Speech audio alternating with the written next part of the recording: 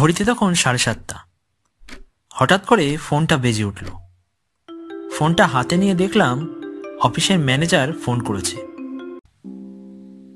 Hello সৌম, আজ একটু অফিসে আসতে পারবে? অফিসে এখন? কিন্তু স্যার, আজ তো আমার অফ ডে আছে। হ্যাঁ জানি আজ তোমার অফ ডে আছে, কিন্তু একটা সমস্যায় পড়ে গেছে, আর একমাত্র তুমি ছাড়া আর কেউ এই সমস্যা থেকে আমাকে উদ্ধার করতে পারবে না। সমস্যা? কেন স্যার, অফিসে কোনো কিছু হয়েছে? না না, অফিসে কিছু হয়নি। তুমি অফিসে এসো, আমি সব কথা খুলে বলছি তোমাকে। ঠিক আছে স্যার, আমি রেডি হয়ে কিছুক্ষণ পর আসছি। এরপর আমি ফ্রেশ হয়ে অফিসের দিকে রওনা দিলাম। আসলে হয়েছে কি সৌম, গতকাল রাতে একটা 1,00,000 টাকার চেক মিস্টার বোসকে পাঠানোর দরকার ছিল, কিন্তু কাজের চাপে আমি একদমই ভুলে গেছি। তাই তুমি যদি চেকটা ডেলিভারি করে দাও তাহলে খুব উপকার হয়। ঠিক আছে স্যার, অত চিন্তা করার কোনো বিষয় নেই। আপনি অ্যাড্রেসটা সেন্ড করুন, আমি চেকটা পৌঁছে দিচ্ছি। থ্যাংক ইউ সৌম। আসলে সবাইকে তো বিশ্বাস করে উঠতে পারি না, ওই জন্য তোমাকে বললাম। আর আমি মিস্টার বোসের মোবাইল নাম্বার আর ঠিকানাটা টেক্সট করছি।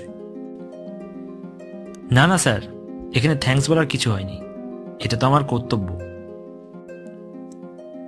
এরপর ম্যানেজার সৌমের ফোনে মিস্টার বোসের মোবাইল নাম্বার ও ঠিকানাটা টেক্সট করে।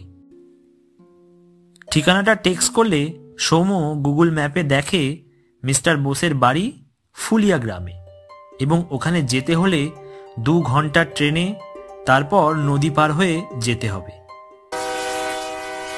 বাতাসের হালকা হাওয়া আর ট্রেনের হুইসেল শুনতে শুনতে প্রায় 2 ঘন্টা পর ট্রেনটা ফুলিয়া স্টেশন এসে পৌঁছালো।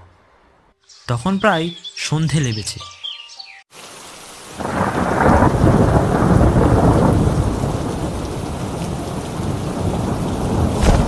স্টেশন থেকে বেরোতেই হঠাৎ মুষলধারে বৃষ্টি। বৃষ্টির মধ্যে রাস্তার কোথাও রিক্সা বা ভ্যান দেখতে পেলাম, তাই আর না দাঁড়িয়ে সোজা রাস্তা ধরে এগোতে লাগলাম। কিছু দূর হেঁটে যেতেই একজনকে আসতে দেখলাম, এবং তাকে দেখে আমি জিজ্ঞাসা করলাম, দাদা, এখানে ফুলিয়া ঘাটটা কোন দিকে পড়বে? ফুলিয়াঘাট এই তো হেঁটে গেলে কিছু দূর সামনে, কিন্তু দাদা এখন তো নৌকা বা লঞ্চ পাবেন না, কারণ বিকেল 4টের পর থেকে ফুলিয়াঘাটে কোনো নৌকা বা লঞ্চ যায় না। তবুও আপনি যেয়ে দেখুন যদি কোনো নৌকা থেকে থাকে। এরপর লোকটির কথা মতো আমি কিছু দূর হেঁটে গিয়ে ওই ঘাটে পৌঁছালাম। বৃষ্টির মধ্যে ঘাটের পাড়ে দাঁড়িয়ে আমি দেখলাম নদীর পাড়ে না কোনো নৌকা, না কোনো মানুষের আনাগোনা আছে। একমাত্র আমি এই সন্ধ্যাবেলায় একা দাঁড়িয়ে আছি। বেশ খানিকক্ষণ বৃষ্টির মধ্যে দাঁড়িয়ে থাকার পর হঠাৎ করে নদীর পাড় থেকে একটি নৌকো কোথা থেকে এসে ভারী গলায় আমাকে বলে উঠল, দাদা, কোথায় যাবে?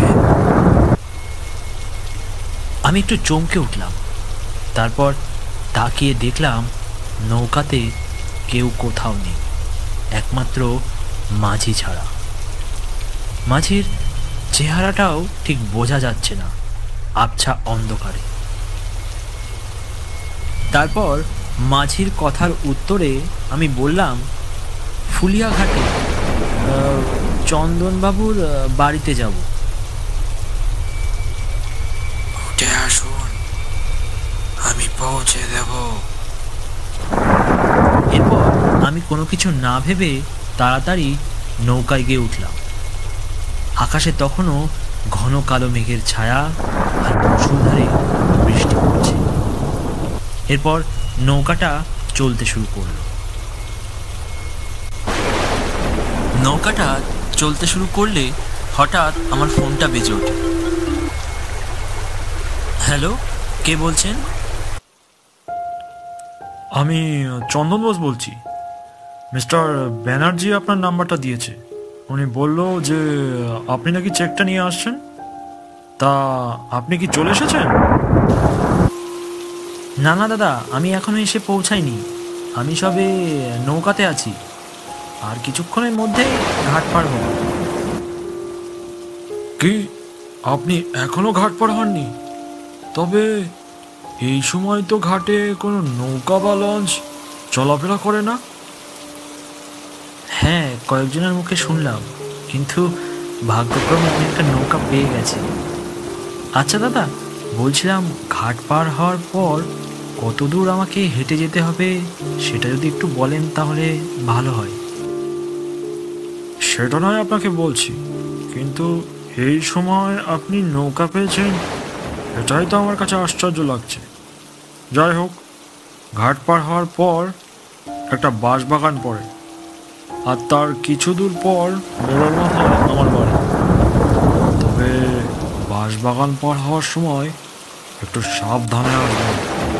জায়গাটা খুব একটা ভালো নয়। আর ওখানে এসেই আমাকে একটা ফোন করবে, আমি নিজে আপনাকে আনতে যাব। কেন, বাঁশবাগানের ওখানে কি? কথাটা বলতেই ফোনটা কেটে গেল। এরপর অনেকবার ফোন করার ট্রাই করলাম, কিন্তু দেখলাম ফোনে আর কোনো নেটওয়ার্ক নেই। এদিকে মাঝি চুপচাপ নৌকাটি ঘাটের দিকে এগিয়ে নিয়ে চলেছে। বাইরে তখনও হালকা বৃষ্টি ও হালকা মেঘের ডাক আর ঝিঝিপকার শব্দ ভেসে আসছে। এরপর আমি মাঝিকে জিজ্ঞাসা করলাম, আচ্ছা দাদা, আর কতক্ষণ লাগবে ঘাটে পৌঁছাতে? এত ব্যস্ত কিসের, ঠিক সময়ে পৌঁছে দেব। মাঝির কথা শুনে আমি একটু হতভম্ব হলাম।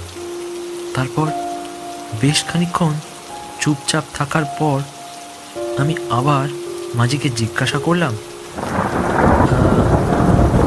আপনি যদি কিছু মনে না করেন তাহলে বাঁশবাগানের তলাটা পার করে দেবেন আমাকে।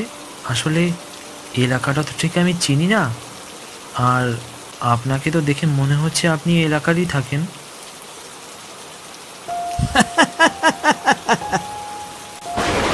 পৌঁছে দেব, অবশ্যই পৌঁছে দেব।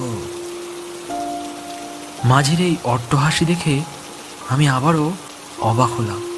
তবে এবার আর কোনো কিছু জিজ্ঞাসা করার সাহস পেলাম না, তাই চুপচাপ বাড়ি যাওয়ার অপেক্ষায় রইলাম। এরপর নৌকা ঘাটে এসে পৌঁছায়। নৌকা থেকে নেমে পেছন ফিরে মাঝিকে টাকা দিতে যাব, ঠিক তখনই এক অবাক কাণ্ড দেখলাম। মাঝি সহ নৌকাটি নদীর উপর আর নেই। আমি রীতিমতো ভয় পেয়ে গেলাম। কি করব ঠিক বুঝে উঠতে পারছি না, তাই চুপচাপ ওখানেই বৃষ্টির মধ্যে দাঁড়িয়েছিলাম কিছুক্ষণ।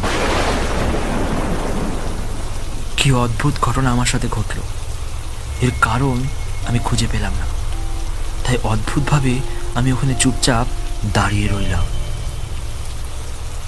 তারপর হঠাৎ করে একটা দমকা হাওয়ায় আমি সজাগ।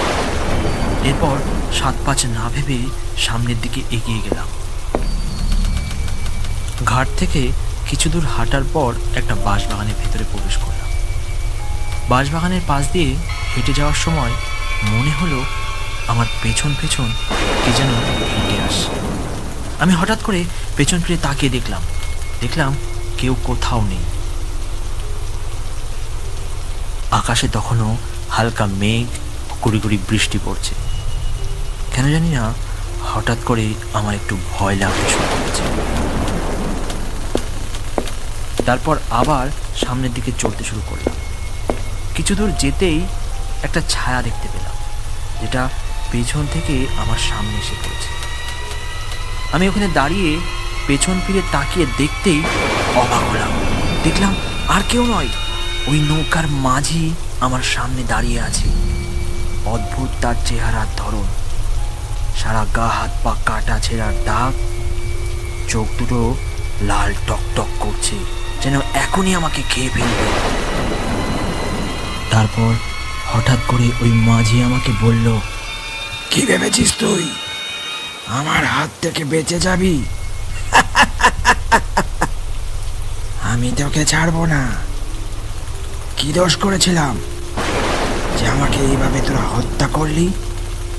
আমি তো বাঁচতে চেয়েছিলাম, বাঁচতে। আজ কাউকে ছাড়বো না, কাউকে না। এ কথা শুনে আমি মাঝিকে বললাম, আমি আপনাকে কেন মারতে চাইবো? আমি তো আপনার কোনো ক্ষতি করিনি। আমাকে ছেড়ে দিন, আমাকে ছেড়ে দিন। আমিও তো বাঁচতে চেয়েছিলাম, এইভাবে তোদের কাছে ক্ষমা প্রার্থী চেয়েছিলাম, কিন্তু তোরা আমাকে ছেড়েছিলি, ছাড়িসনি। আজ কাউকে ছাড়বো না, কাউকে না। এরপর আমি দেখতে পেলাম মাঝি অট্টহাসি দিচ্ছে। তার এই অট্টহাসি এবং ভয়ঙ্কর রূপ দেখে আমার চোখ মুখ কেমন যেন অন্ধকার হয়ে আসে এবং আমি আস্তে আস্তে ওখানেই অজ্ঞান হয়ে পড়ি। চোখ খুলতেই আমি দেখলাম আমার মাথার উপর ফ্যান ঘুরছে আর আমার চোখের সামনে মিস্টার বোস দাঁড়িয়ে আছে। আমি কিছু বলবো তার আগেই মিস্টার বোস আমাকে বললেন, চিন্তার কোনো কারণ নেই, আপনি একদম নিরাপদ আছেন।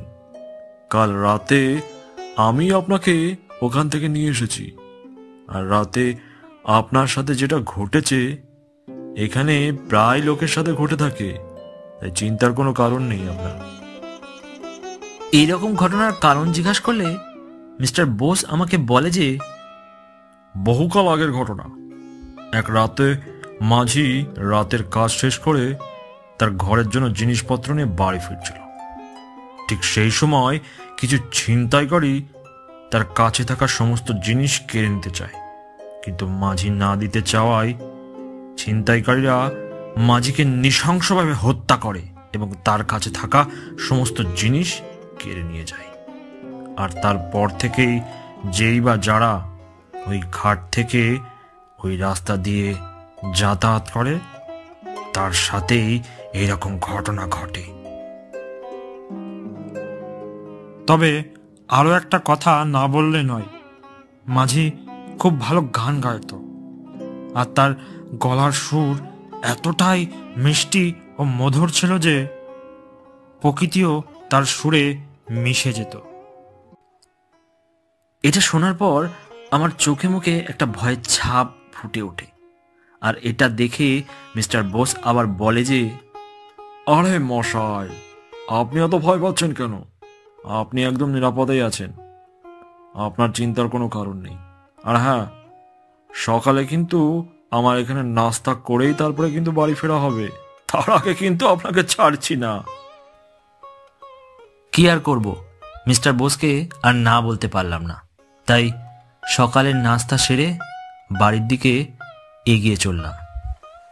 মিস্টার বোস আমাকে নৌকায় তুলে দিয়ে সাবধানে বাড়ি যেও এই বলে চলে এলেন। আমিও নদীর অপরূপ সৌন্দর্য, মলিন হাওয়া দেখতে দেখতে এগিয়ে চললাম আমার গন্তব্যস্থলে। আর মনে মনে ভাবতে লাগলাম, মানুষের জীবন কতই না অদ্ভুত, কতই না রহস্য। কখন কি যে ঘটে কেউ বলতে পারে না, কেউ না।